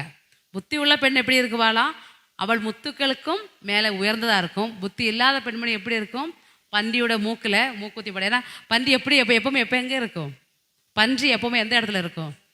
சேற்றில் தான் இருக்கும். அது எப்பவும் அருவருப்பான இடத்துல தான் இருக்கும். அதனால நீ எப்படியாப்பட்ட விலை மதிப்பான முத்தை கொடுத்தாலும் அது வந்து உனக்கு புத்தி இல்லை, நீ எந்த விதமான நற்கிரியா காரியங்களும் செய்யாமல் உன்னோட செயல்பாடு எந்த விதமான நன்மையும் யாருக்கும் எந்த பிரயோஜனம் இல்லை என்றால், நம்மளுடைய வாழ்க்கை யாருக்கும் ஒரு பிரயோஜனம் இல்லை என்றால், நமக்கு செய்கிற உதவிகள் நாம் மறந்து நாம் நம்மளுடைய இஷ்டத்துக்கு நடக்கிறது என்றால், கடவுளுடைய வசனத்துக்கு நாம் கீழ்ப்படியாமல் இருந்தால், கடவுள் செய்கிற நன்மைகள் நாம் மறந்து போனால், நம்மளுடைய பிரச்சனைகள் வரும்போது, நமக்கு ஒரு நோய் நொடிகள் வரும்போது, நம்மளுடைய வேதனைகள் வரும்போது, கடன் பிரச்சனைகள் வரும்போது, நாம் கடவுளிடம் பெற்றுக்கொள்ளுகிற நன்மைகள், நாம் ஜெபித்து கடவுளிடம் அழுது புலம்பி நாம் கடவுளிடம் பெற்றுக்கொள்ளுகிற நன்மைகளை நாம் மறந்து விட்டால் நம்ம எப்படிப்பட்டவர்கள்? பன்றியின் மூக்கில் போடுகிற மூக்குத்தி தான். மூக்குத்திக்கு சமமாக இருக்கிறோம். ஆனால் கடவுளுடைய வார்த்தைகளுக்கு நம்ம எப்போவுமே நன்றியுள்ளவர்களாக, ஆண்டவரே நீ எனக்கு இது செய்ததுக்காக நான் உமக்கு நன்றி செலுத்துகிறேன், எனக்கு காலம் முழுவதும் என்னோட ஆயுள் நாள் முழுவதும் நான் உமக்கு நன்றியாக இருக்கிறேன் என்று சொன்னால் அது கடவுளுடைய சந்நிதியிலே முத்துகளை காலும் விலை உயர்து, முத்துக்கும் மேலாக முத்துக்களை காலும் விலை மதிப்பானது என்று சொல்லுகிறார். இங்கே பார்க்கும்போது அபிகேல் முத்துக்களை கால் விலை மதிப்பானவன். அவள் என்ன பண்ணாள்? தன்னுடைய அந்த குடும்பமும் தன்னுடைய கணவர் தன்னுடைய குடும்பம் எதுவுமே யாருமே எந்த விதமான நாசமும் விடக்கூடாது, எந்த அழிவும் வரக்கூடாது என்று நினைத்து அவள் உடனே என்ன பண்ணுறார், தன்னுடைய கணவருக்கு தெரியாமல் அவள் ஓடுறாள். ஆக்சுவலாக அவளுடைய அந்த அபிகேல் என்ற பேருக்கு ஒரு அர்த்தம் என்ன சொல்கிறாருன்னா, அவளை வந்து அபிகேல் என்ற பேருக்கு அழகானவள் தான் அர்த்தம், அழகானவள் தான் அர்த்தம். ஆனால் அந்த அழகானவள், அது சொல்லும் அழகானவள் ரூபவதி இதெல்லாம் சொல்கிறோம், வேதத்திலையும் சொல்லுகிறார். ஆனால் அந்த அவளுடைய அந்த புத்திசாலித்தனத்தை நம்ம பார்க்கும்போது அவள் உடனே என்ன பண்ணுறாரு, தன்னுடைய கணவர்கிட்ட போயிட்டு பேசலை. ஏன்னா அவளுக்கு தெரியும் கணவரை பற்றி, நம்ம என்ன தான் பேசினாலும் அவரு கேட்க போகிறதில்ல. எங்கே நீங்கள் வந்து அந்த இடத்துல நம்மளுடைய ஆட்கள் எல்லாம் ஆடுகளை மேய்க்கும் போது அவங்க எல்லாம் நமக்கு உதவி செய்தோமே, அந்த இடத்துல நமக்கு உதவி செய்தவர்கள் நீங்கள் கொஞ்சம் சாப்பாடு கொடுக்கறதில்ல, ஒன்றும் ஆக போகிறதில்ல, கொஞ்சம் கொஞ்சம் கொடுத்துக்கலாமேன்னு போயிட்டு அவன் என்ன பண்ணுறாள், அபிகேல் கேட்கவே இல்லை. ஏன்னா தன்னுடைய கணவர் எப்படிப்பட்டவள்ன்றது யாருக்கு தெரியும், தெரியும், மனைவிக்கு தெரியும். தன்னுடைய கணவருடைய கேரக்டர் எல்லாம் எப்பவுமே யாருக்கு தெரியும், மனைவிக்கு தெரியும். அப்போ அதனால அவள் என்ன பண்ணுறாரு, அவர்கிட்ட போகவே இல்லை. அங்கே போயிட்டும் பிரயோஜனம் இல்லை, போனாலும் அது வேஸ்ட்டுன்னு தெரிஞ்சு அவள் என்ன பண்ண நேரே கிச்சனில் போயிட்டு கொஞ்சம் சமையல் செய்கிறாள். கொஞ்சம் ஆகாரம், அவர்களுக்காக கொஞ்சம் ஆகாரத்தை ரெடி பண்ணுகிறார். 1 சாமுவேல் 25ஆம் அதிகாரம் 18ஆம் வசனத்தில் நாம் பார்க்கும்பொழுது, அப்பொழுது அபிகேல் சீக்கிரமாக 200 அப்பங்களையும் 2 துருத்தி திராட்சரசத்தையும் சமையல் எண்ணெயிலிருந்து 5 ஆடுகளையும் 5 படி வறுத்த பயிரையும் காய்ந்த 100 திராட்சை இலையும் அடைகளையும் 200 அத்திப்பழங்களையும் எடுத்துக்கொண்டு போனாள். எவ்வளோ என்ன, அதாவது இங்கே வந்து கொடுத்தா கூட கொஞ்சம் தான் உணவு கொடுத்துருக்குவாங்க. ஆனால் அவள் அதிகமாக எது பெஸ்ட்டோ அது கொடுக்கணும், அவர்களுக்கு கொடுக்கணும்னு சொல்லி அவள் அந்த இடத்துல அவ்வளோ ஆகாரங்கள் உணவுகளை எடுத்துக்கின்னு அவள் ஓடுறாள். அவள் நிறைய எங்கே போகிறாள், தாவீதின் இடத்துலேக்கு அவள் ஓடி போகிறாள்.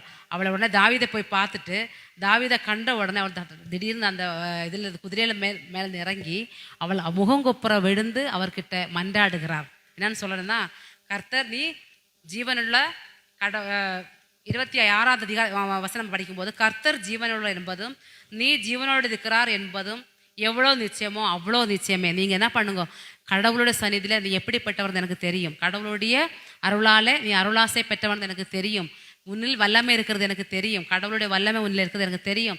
அதனால் தயவு செய்து எங்களை எந்த விதத்திலையும் நீ தண்டிக்கக்கூடாது, எங்களை தண்டனையில் அகப்படுத்தாமல் உனக்கு பசியாற்றுறதுக்காக நாங்கள் கொண்டு வந்த இந்த உணவை நீ அருந்த வேண்டும் என்று சொல்லி அவரிடம் கேட்குறார். இந்த உணவை நீங்கள் அருந்துங்கோ, நீங்கள் சாப்பிடுங்கோ என்று சொல்லி கேட்குறார்.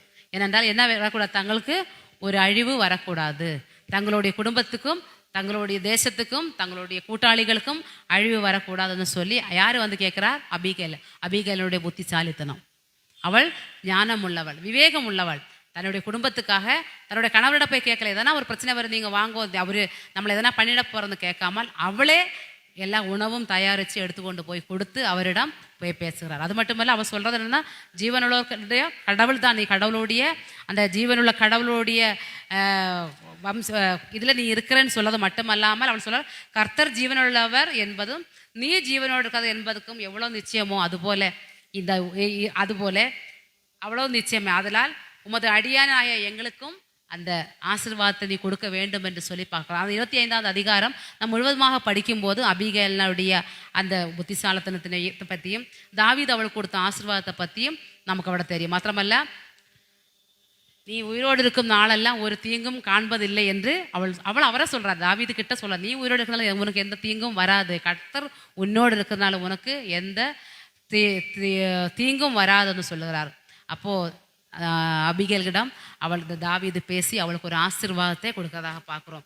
உனக்கு உன்னோட விசுவாசத்தின் நீ நம்பின விசுவாசம் உனக்கு தெரியும். அப்போது எங்களுக்கு கடவுளுடைய ஊழியக்காருக்கு ஊழியத்துக்கென்று நீ கொடுக்காவிட்டால் உனக்கு என்ன நடக்கும், என்ன சம்பவிக்கும் என்று தெரிந்து நீ முன்னமே அறிஞ்சு புத்திசாலித்தனமாக நடந்ததுனால நீ ஆசீர்வதிக்கப்பட்டவள், உன்னோட குடும்பத்தையும் ஆசீர்வதிக்கப்பட்ட. இனிமேல் நான் என்ன பண்ண, யாருக்கும் எந்த விதமான தீங்கும் உனக்கோ உன்னோட தேசத்துக்கோ எந்த தீங்கும் வராது. அது மட்டுமல்ல, உன்னுடைய கணவரை மேலே நான் அவ்வளோ கோபமாக இருந்தேன், ஆனால் என்னால் நான் அவரை அழிக்க மாட்டேன் என்று சொல்கிறார். ஆனால் வேதத்தில் சொல்லும்போது பின்னாடி நம்ம பார்க்கும்போது அவரை கடவுளை அடித்தார், அவர் செத்து போயிட்டார் இருந்தும் அதே அதிகாரத்தில் சொல்லுகிறார். நம்ம வீட்டில் போய் படித்து பாருங்க, அபிகேலினுடைய அந்த ஒரு அபிகேல் மூலமாக எப்படி ஒரு ஆசீர்வாதம் ஒரு குடும்பத்துக்கு நேர்ந்தது. ஆனால் அதே நேரத்தில் அவருடைய கணவருக்கு ஒரு இழப்பும் தன்னுடைய அவர் செத்து போனதாகவும் வசனம் சொல்லுகிறது. ஏன்னால் எப்போவுமே நம்ம பெண்களுடைய நம்மளோட புத்திசாலித்தனம், நம்மளோட குடும்பங்களில் பிரச்சனைகள் வரும்போது அதை நாம் ஊதி பெருசு பண்ணாமல் அந்த நேரத்தில் அங்கேயே ஸ்டாப் பண்ணி நம்மளால் என்ன செய்ய முடியும், அதை எப்படி அந்த கோபத்தை நாம் குறைக்க முடியும், பிரச்சனைகளை நம்மளால் எப்படி குறைக்க முடியும் என்றதை நாம் யோசித்து செய்தால் குடும்பம் ஆசீர்வாதமாக இருக்கும். எல்லா வீட்லேயுமே பிரச்சனைகள் வரும் தான், எல்லா வீட்லேயுமே சண்டைகள் வரும். அதை நாம் பெருசு பண்ண என்ன ஆகிடும், பெரிய ஒரு பிரச்சனையில கொண்டு விடும். அது திருப்பி நமக்கு அந்த குடும்பம் திருப்பி ஒன்றாக சேர்த்து அந்த குடும்பத்தை கட்டுப்படுத்துறது கஷ்டமான காரியம். ஆனால் கடவுளோட சந்நிதியில் நாம் மிகவும் புத்திசாலித்தனமாக ஒரு அபிகேலை போல ஒரு புத்திசாலித்தனமாக இருந்தால் கடவுள் நிச்சயமாகவே நம்மளுக்கு ஒரு ஆசீர்வாதம் தருவார். வேத புஸ்தகம் அதான் எஸ்தருடைய புஸ்தகத்தில் அவளுடைய புத்திசாலித்தனத்தினாலே எஸ்தரில் யூத ஜனம் மொத்தமும் ஒரு ஆசீர்வாதமாக வந்தாக நாம் பார்க்குறோம். அதே போல் நம்ம இன்னொரு வேத புஸ்தகம் பார்க்கும்போது ரூத்தினுடைய புஸ்தகம், வேத புஸ்தகத்தில் 2 பேர் தான், 2 புஸ்தகம் தான் பெண்கள் பற்றி எழுதிக்கிற புஸ்தகம். ஒன்று ரூத்தும், ஒன்று எஸ்தரும். எஸ்தரனுடைய வாழ்க்கையை பற்றி தெரியும், ரூத்தினுடைய வாழ்க்கையை பற்றி நமக்கு தெரியும். தன்னுடைய மாமியாருக்காக மோவாபியிலிருந்து தன்னோட மாமியாரோடு கூட வந்தார். கணவர் நஷ்டப்பட்ட மாமியார், மகன் பிள்ளைகள் 2 பிள்ளைகள் நஷ்டப்பட்ட மாமியார் அவரோடு கூட வர்றார். 2 பேரும் வரான், ஓர்பாலும் ரூத்தும் வருகிறார். ஆனாலும் நவோமி சொல்கிறார், அம்மா நீங்கள் வந்தால் கூட இது ஒரு கல்யாணம், நான் இன்னொரு திருமணமாகி ஒரு பிள்ளை பெற்றெடுத்தா கூட அந்த பிள்ளைகள் வளர்ந்து வர்றதுக்கு அத்தனை வருஷமாக நீங்கள் வெயிட் பண்ணவா முடியும், அதனால் நீங்கள் வேணாம், நீங்கள் உங்கள் ஊருக்கே திரும்பி போன்னு சொல்லும்போது ஓர்பால் திரும்பி போகிறார். ஆனால் நவோமியோட வாக்கு கேட்டு ரூத்து நன்றால் நீ போகிற இடத்துல நான் இருக்குவேன், உன் ஜனம் என் ஜனம், உன் கடவுள் என் கடவுள்னு சொல்லுகிறார். ஆனால் மோவாபிய பொண்ணு தான். பழைய ஏற்பாட்டில் பார்க்கும்போது மோவாபியரை பற்றி சொல்லுறது என்னென்றால், மோவாபியர் திருச்சபையில் மகா சபையில் எங்கேயுமே பேசக்கூடாது.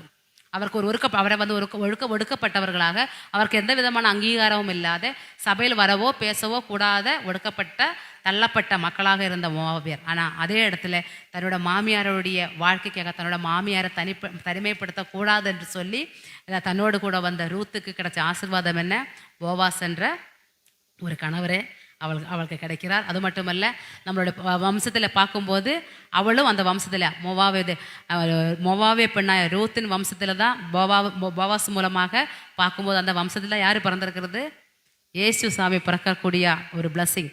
அதாவது சபையில் கூட வரக்கூடாது, அவர்கள் எப்போவுமே தள்ளப்பட்டவர்களாக இருக்கிறோம்னு சொன்ன எந்த இதுலையுமே வரக்கூடாது, இவர்கள் ஒதுக்கப்பட்டவர்கள் சொன்ன மோவாபியர்கள். பழைய ஏற்பாட்டிலே ஒதுக்கப்பட்ட மோவாபியர்களுடைய அதே வம்சத்திலேருந்து தான் யார் வர்றது, இயேசு சாமி வர ரூத்தினுடைய அந்த வம்சம் நாம் பார்க்கும்போது. அப்போது அதான் நம்மளுடைய ஆசீர்வாதங்கள், நாம் செய்கிற நன்மைகள், நன்மையானாலும் தீமையை நம்ம எது செய்தோ அது நமக்கு நாம் செய்கிற நன்மைகள் எல்லாம் நமக்கு நன்மையாகவும், தீமையை செய்தால் அது எப்போவுமே அது தீமையாகவே நம்மளோட குடும்பங்களிலேயும் அது பெரிய பாதிப்புகள் ஏற்படும் என்று சொல்லுகிறது. அதனால் நம்மளோட வாழ்க்கையில் நாம் எப்படிப்பட்ட வாழ்க்கையை நாம் வாழ்கிறோம் என்பதை நாம் கொஞ்சம் யோசித்து பார்க்க வேண்டிய காலகட்டங்கள். இன்றைக்கி நமக்கு தெரியும் நம்மளுடைய பெரிய பிரச்சனை இன்றைக்கி இப்போது நம்மளுடைய அன்றாட வாழ்க்கையில் இப்போ பெரிய பிரச்சனை, நாளைக்கு என்ன நடக்குமோ தெரியாது. கொரோனா டைமில் கூட தெரியும் நமக்கு அந்த நோய் பிரச்சனைகள் வரும்போது நம்ம ஒரு குவாரண்டைன் இருந்தோம். திரும்பவும் நோய் நொடியால் இல்லை, ஆனால் பொருளாதார ரீதியாக சிலிண்டர், கேஸு, பெட்ரோல் இதெல்லாம் நிற்க போகிற அந்த பெரிய ஒரு வாரனால ஒரு போர் நடക്കുന്നதுனால நம்மளுடைய அன்றாட வாழ்க்கைகள் முடங்கி கொண்டு போகும் என்ற சூழ்நிலை வந்து கொண்டு இருக்கிறது. ஆனால் அந்த சூழ்நிலை மாறணும் என்று சொல்லி நம்ம எத்தனை பேர் ஜெபிக்கிறோம்? நம்மளோட ஜெப வாழ்க்கை எப்படிப்பட்டதாக இருக்கிறது? நம்மளோட வாழ்க்கையில் நம்ம ஜெபிக்கிறோமா? நம்மளுக்காக நம்ம ஜெபிக்கிறோமா? நம்மளோட குடும்பங்களுக்காக நாம் ஜெபிக்கிறோமா? நம்மளுடைய திருச்சபைக்காக நாம் ஜெபிக்கிறோமா? நம்மளோட தேசத்துக்காக நாம் ஜெபிக்கிறோமா? இன்றைக்கி எல்லாரும் ஒற்றுமையாக நாம் ஒன்று கூடி நம்ம ஜெபிக்க வேண்டியது யாருக்காக? நம்மளோட தேசத்துக்காக. தேசம் சமாதானமாக இருக்க வேண்டும். வசனம் சொல்லுகிறது, நான் என்னுடைய வருகை வரும்போது யுத்தங்களும் பூகம்பங்களும் எல்லாம் உண்டாகும், எல்லாம் கடவுளுடைய வருகை சமீபமாகி கொண்டிருக்கும்போது இதெல்லாம் அடையாளமாக தெரியும் என்று சொல்லுகிறார். ஆனாலும் நாம் என்ன பண்ணுறோம்? நாம் ஜெபிக்கணும். கடவுளுடைய சந்நிதியில் ஒரு ஜெப வீரர்களாக, ஒரு ஜெப மக்களாக நாம் இருக்க வேண்டும். அதோட நம்ம பார்க்கும்போது பெண்கள் இயேசுனுடைய தன்னுடைய 3 ஆண்டு கால ஊழியத்தில் பெண்களும் அதிகமாக கூட இருந்தார்கள். பெண்கள் தான் அதிகமாக அவரோடு கூட சுற்றி திரிந்தார்கள். என்னென்னா முக்கியமாக 12 சீஷர்கள் கூட இருந்தார்கள். ஓகேனா இரவும் பகல் எல்லாம் கூட. ஆனாலும் பெண்கள் வந்து அவரோடு கூட கடைசி வரை அவருடைய அந்த சிலுவையில் வரைக்குமே பெண்கள் கூட இருந்திருக்கிறாங்க. சிலுவை வரைக்குமே பெண்கள் கூட இருந்தது நாம் பார்க்குறோம். ஆனால் அப்படிப்பட்ட இடத்துல நான் பார்க்கும்போது இயேசுனுடைய சிலுவை மரணத்துக்கு அப்புறமா எல்லா சீஷர்களும் பயந்து, நம்மளோட தலைவரே என்ன பண்ணுறாரு, அவருக்கே என்ன சிலுவையில் துவங்கி அவர் மறுத்திட்டாரு, நம்ம எப்படி பண்ண முடியும்? அவரெல்லாம் அறையில் பயந்து ஒளிந்து கொண்டு இருக்கும்போது பெண்கள் தான் என்ன பண்ண 3ஆவது நாள் கல்லறைக்கு போகலாம். அவரை பார்க்கணும்னு சொல்லி போகிறார். அவருக்கு தங்களுடைய அந்த 3ஆம் நாள் செய்ய வேண்டிய காரியங்கள் எல்லாம் செய்யணும். அவர்களுக்கு அந்த சுகந்த இதெல்லாம் பூசி, அவரை தைலம் பூசி அவரை ரெடிப்படுத்தணும் அந்த இடத்துல போகிறார். போகும்போது அது போகும்போது சொல்லிட்டு போகிறார். நமக்கு அதாவது அந்த சுச்சுவேஷன் வேறு நமக்கு கொஞ்சம் யோசித்து பார்க்க வேணாம். ஏன்னா அந்த டைமில் இயேசு முன்னாடியே சொல்லிவிட்டோம், நான் மரித்து 3ஆம் நாள் உயிர்த்தெழுவேன்னு அவர் சொல்லிக்கிறாரு. அப்போ இவர் என்ன சொல்கிறாருன்னா, ஒருவேளை இவரோட சீஷர்களே அந்த குகையிலிருந்து அந்த பாடியை எடுத்துகிட்டு போயிட்டு 3ஆம் நாள் அவர் உயிர்த்தெழுந்தாருன்னு சொன்னால் என்ன பண்ணோம்? அதனால் இன்னும் நல்ல பாதுகாப்பு வைக்கணும், நல்ல பெரிய ஒரு கல் உருட்டி வைக்கணும். அவ்வளோ பெரிய சேவகர்கள், அதாவது ஒரு ஆர்மி, பெரிய ஒரு எல்லாருமே அந்த இடத்துல எல்லாருமே அவ்வளோ பாதுகாப்பாக வச்சுக்கிறார். அப்படிப்பட்ட இடத்துல தான் இந்த பெண்கள் போகிறார். ஆண்கள் பயப்படுற அந்த இடத்துல போகிறதுக்கு. இப்போ நமக்கே தெரியும், ஒரு இடத்துல ஒரு பிரச்சனைகள் நடக்குது, ஒரு யுத்தம் நடக்குது, ஏதோ ஒரு பிரச்சனை தான், நம்ம அந்த இடத்துலேருந்து நம்ம விலகி பார்க்க தான் போவோம். நம்மளுடைய உயிர் நமக்கு முக்கியம் இல்லையா? எங்கன்னா ஒரு பிரச்சனை நம்ம அந்த ஏரியா கூட நம்ம போக மாட்டோம். ஒரு பிரச்சனை அந்த இடத்துல ஒரு போர் நடக்குது, இல்லை எந்த இடத்துல ஒரு ஏதோ ஒரு இயற்கை பிரச்சனைகள் நடந்து எது இருந்தாலும் நம்ம அந்த இடத்துக்கு போகிறதுக்கு நம்ம கொஞ்சம் யோசிக்கும். ஆனால் இங்கே நம்ம யோசிப்போம், ஒரு கடவுளுடைய குமாரனாக கிறிஸ்து 3ஆம் நாள் உயிர்த்தெழுந்தலுக்கு சொன்னதுனால அதுக்கு சவாலாக அவர் அப்படிப்பட்டவர் இல்லை என்று சொல்கிறதுக்காக ரோம அரசாங்கம் அவருக்கு அவ்வளோ பெரிய பாதுகாப்பு, யாருக்கு அவரோட பாடிக்கு அவ்வளோ பெரிய பாதுகாப்பு கொடுக்கும்போது இது சீஷர்கள் எல்லாம் போய் பயந்து உள்ள உட்காந்துட்டாங்க. அது மட்டும் இல்லை, சீஷர்களுக்கு தெரியும், இயேசு அடிக்கடி சொல்வார், நான் மரித்து 3ஆம் நாள் உயிரோடு எழுப்பேன்னு சொல்லிட்டும் அவர்கள் எல்லாம் பயந்து உள்ளே இருக்கும்போது தைரியமாக போனது யார்? பெண்கள் தான். போய் பார்க்கும்போது அவர் அங்கே இல்லை. தூதர்கள் என்ன சொல்கிறாரு? அங்கே எல்லாரும் பார்க்குறோம், மரித்த இயேசு அவர் உயிர்த்தெழுந்தார்னு சொல்லி பார்த்துட்டு அவர்கள் என்ன பண்ணுறாரு? முதலாக எங்கே போய் சொல்கிறார்? சீஷர்களுக்கு போய் சொல்கிறார். First machineries. வேத புஸ்தகத்திலே பார்க்கும்போது ஃபர்ஸ்ட் மிஷினரிகள் யாருன்னு கேட்டால் பெண்கள் தான். கடவுளுடைய சன்னிதியில் தைரியமாக என்ன வந்தாலும் பரவாயில்ல, எவ்வளோ பிரச்சனை வந்தாலும் பரவாயில்ல. ஏன்னா அவருக்கு தெரியும், அந்த கொல்கொத்தா மலையில் அவர் எப்படி கொண்டு போனாருன்னு தெரியும், அவர் எவ்வளோ கஷ்டத்தில் கொண்டு போனான்னு தெரியும், எவ்வளோ பிரச்சனையின் மத்தியில் கொண்டு போனார். அவ்வளோ பாதுகாப்போட கொண்டு போகிறதும், அவரை அடிக்கிறதும், அவரை துன்படுத்துறதும், சிலுவையில் அவர் கொண்டு போகிறது, சிலுவை அவர் சுமக்க வைக்கிறதும், தலையில் கிரீடம் வைக்கிறது எல்லாமே பார்த்தவர்கள் பயம் தானே. எப்படி போவோம் அந்த இடத்துல? பயப்படுவார். போகிறது கொஞ்சம் கஷ்டமாக பயமாக இருக்கும். அப்படி பெற்று நம்ம எப்படி போக முடியும்? நம்மளே எதனா பண்ணிடுவாரோன்னு. அதனால தானே பேதுரு என்ன பண்ணுறாரு? இவர் யாருன்னு கேட்கும்போது எனக்கு தெரியாததுன்னு சொல்கிறாரு. பேதுரு கூடவே இருக்கிறாரு. பேதுரு என்ன பண்ணுறாரு? நமக்கு எதுவும் சம்பவிக்கக்கூடாதுன்னு சொல்லி பேதுரு என்ன பண்ணுறாரு? 3 வாட்டி சொல்கிறாரு, எனக்கு அவர் யாருன்னே தெரியாதேன்னு. ஏன்னா பயம், உயிர் பயம். உயிர் பயத்தில் பேதுரு கூடவே இருந்தால், இன்னும் சொல்ல போனால் இயேசுனோட 12 சீஷர்களில் அதிகமாக இயேசுவோடு கூட இருந்தவர்கள் யார் யார்? பேதுரு, யோவானும், யாக்கோபு. இவங்க 3 பேர் தான் கூடவே இருந்தவர்கள். அநேக இடத்துல அவர் கூட போகிறது, இயேசுனோட தரிசனங்களும் இயேசுனோட ஜபங்களும் எல்லாம் பார்த்தவர்கள் இவர்கள் தான். ஆனாலும் அவர் என்ன பண்ணுறாரு? கடைசி நேரத்தில் உயிர் பயம். ஆனால் அது இயேசு முன்னாடியே சொல்லுகிறார், என்னென்ன, நீ என்னை மறுதளிக்கணும் முன்னாடி சொல்லுங்க, யார் என்ன பண்ணாலும் நான் என்ன பண்ணேன்? நான் மறுதளிக்கவே மாட்டேன் என்றார். ஆனால் அந்த இடத்துல அவருக்கு அங்கே அடி விழும்போது, அதாவது இயேசுக்கு அங்கே அடி விழும்போது யாருக்கு பயம் விழுது? பேதுருக்கு பயம் விழுந்து. நீ அவன் கூட தானே இருக்கிற, நீ அவரு கூட நான் பார்த்துக்கிறேன். இல்லையே, நான் அப்படி பார்க்கவே இல்லை, எனக்கு அவர் யாருன்னே தெரியாதுன்றாரு. இயேசுவே பதுக்குது, எனக்கு யாருன்னே தெரியாதுன்னு சொல்லி பயப்படும். ஏன்னா உயிர் பயம். அதில் யாருக்கு தெரியாதுன்னு சொல்லுகிறார். ஆனால் இங்கே தான் பார்க்கும்போது பெண்களோ என்ன வந்தாலும் பயம் இல்லை. நாம் ஆண்டவர்கிட்ட அவர் உயர்த்து எழுந்தாருன்னு தெரிஞ்சு போகல, அவரோட சரீரத்துக்கு நம்ம தைலம் பூசி அவருக்கு செய்ய வேண்டிய காரியங்கள் செய்ய வேண்டும்னு சொல்லி தைரியமாக அந்த இடத்துல போகிறார். ஒரு சாட்சியாக நிற்கிறார். அப்படிப்பட்ட பெண்கள். அப்போ நம்மளுடைய வாழ்க்கையில் நாம் பார்க்கும்போது நாம் எப்படிப்பட்டவர்கள்? அதான் நம்ம அது அபிகேலை போல ஒரு புத்திசாலியா பெண்மணி, ரூத்தை போல ஒரு ஞானமுள்ள பெண்மணியாக நாம் இருக்கிறோமா? எஸ்தரை போல ஒரு ஜெப வாழ்க்கையுள்ள பெண்களாக நாம் இருக்கிறோமா? இயேசுவை தேடி அவருக்காக நாம் அவருடைய பாதங்களிலே நாம் இருக்கிறவர்களாக, அவருடைய பாதகத்திலே நாம் இருந்து அவருக்கு செய்ய வேண்டிய வேலைகள் செய்கிற மக்களாக நாம் இருக்கிறோமா என்றதை நாம் சற்று சிந்திக்கக்கூடிய நாட்கள் இது. ஏனென்றால் கடவுளுடைய வருகை சமீபமாக இருக்கிறது. அங்கங்கே யுத்தங்களும் யுத்த சுருதிகளும் கேட்கும்போது கடவுளுடைய வருகை மிகவும் சமீபமாகி கொண்டு இருக்கும்போது நாம் செய்ய வேண்டியது, நமக்கு கொடுக்குற ஒரே ஒன்று தான். ஒன்றும் இல்லை, நமக்கு பெரிய வேலையெல்லாம் கொடுக்கல, நமக்கு கொடுக்குற ஒரே ஒன்று ஜெபம். நாம் செய்ய வேண்டியது என்ன? ஜெபம். நம்மளோட தேசத்துக்காக, நம்மளோட திருச்சபைக்காக, நம்மளோட சபைகளுக்காக. இன்றைக்கி திருச்சபைகளில் கூட தெரியும், எல்லா திருச்சபைகளுமே இன்றைக்கி கிறிஸ்தவங்களில் தான் அதிகமான திருச்சபைகள் எல்லாம் தெரியும். எல்லாம் பல திருச்சபைகள் பல பிரச்சனைகள், நம்மளோட ஸ்தாபனங்களில் பல பிரச்சனைகள், நம்மளோட ஸ்தாபனங்களெல்லாம் இன்றைக்கி மூடிப்பட்டு கொண்டு இருக்கிறது. பெதஸ்தா மருத்துவமனை இன்னைக்கு இல்லை, மூடுறதுனால ஆம்பூர் சுற்றுவட்டாரம் மொத்தம் இன்றைக்கி ஹாஸ்பிட்டல் தான். ஒரு இடத்துல கூட போனதாலும் ஒரு 1000 ரூபாய் 2000 ரூபாய் 5000 ரூபாய் இல்லாமல் போக முடியாது. எடுத்த உடனே ஸ்கேன் தான் பண்ண சொல்கிறாங்க. இப்படி ஒரு பல்லு வலி வந்தால் கூட நமக்கு அங்கே போனால் ஸ்கேன் எடு, எக்ஸ்ரே அது எடுத்து நம்மளை ஒரு அமௌண்ட்டு பண்ணிட்டு தான் வரணும். ஆனால் பெதஸ்தா இருக்கும்போது நம்ம 1 ரூபா கூட இல்லாமல் கூட உள்ள போவோம். அங்கே போனால் யாரெல்லாம் பார்த்துக்குவாங்க, நமக்கு ஒரு வழி அங்கே பறக்கும்னு சொல்லி அவ்வளோ தைரியமாக நம்ம ₹1 இல்லாருந்தா கூட பெதஸ்தா ஹாஸ்பிட்டலில் போக முடியும். ஆனால் இன்றைக்கி அந்த ஹாஸ்பிட்டல் மூடப்பட்டு அங்கே ஒரு பொருள் கூட இல்லாமல் எல்லாமே திருடு போய்ட்டு வெறும் பில்டிங்கு கூட சொல்ல முடியாது. ஐயருக்கெல்லாம் கூட தெரியும். அங்கங்கே பார்த்தா ஜன்னல், அங்கே இருக்கிற திங்ஸ் எல்லாம் எடுத்து கட்டிலும் அந்த மற்ற திங்ஸ் எல்லாம் எடுத்துகிட்டு போயிட்டு இப்போ கடைசியில் பில்டிங்கை உடச்சி ஜன்னல் வாசக்கால் இதெல்லாம் எடுத்துகிட்டு போகிற நிலைமையில் இருக்கிறது. நம்மளுடைய ஜெபங்கள் குறைந்ததுனால நமக்கு கிடைச்ச ஆசீர்வாதங்களும் குறையப்படுகிறது. எவ்வளோ பெரிய ஆசீர்வாதம்! மிஷனரிகள் அந்த காலத்தில் அவங்களுடைய ஊரை விட்டு நாடை விட்டு தங்களோட குடும்பத்தை விட்டு இந்த இடத்துல வந்து அவ்வளோ இடங்களை வாங்கி அவ்வளோ சொத்துக்களை வாங்கி போட்டு நமக்காக ஒரு ஆலயம், அழகாக ஒரு மருத்துவமனை, அழகாக ஒரு ஸ்கூல், கண் பார்வையில்லாத பிள்ளைகளுக்காக ஸ்கூல், பேச முடியாத பிள்ளைகளுக்காக ஒரு ஸ்கூல், மன வளர்ச்சி இல்லாத பிள்ளைகளுக்காக ஒரு ஸ்கூல், இதெல்லாம் கட்டி கொடுக்கும்போது நாம் அதை பாதுகாக்க ஒவ்வொரு சபை நம்ம முன்னதாக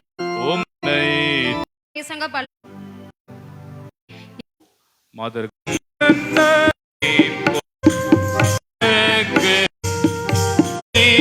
முறையில் புத்தகத்தில் தம்முடைய என்னை நினைவு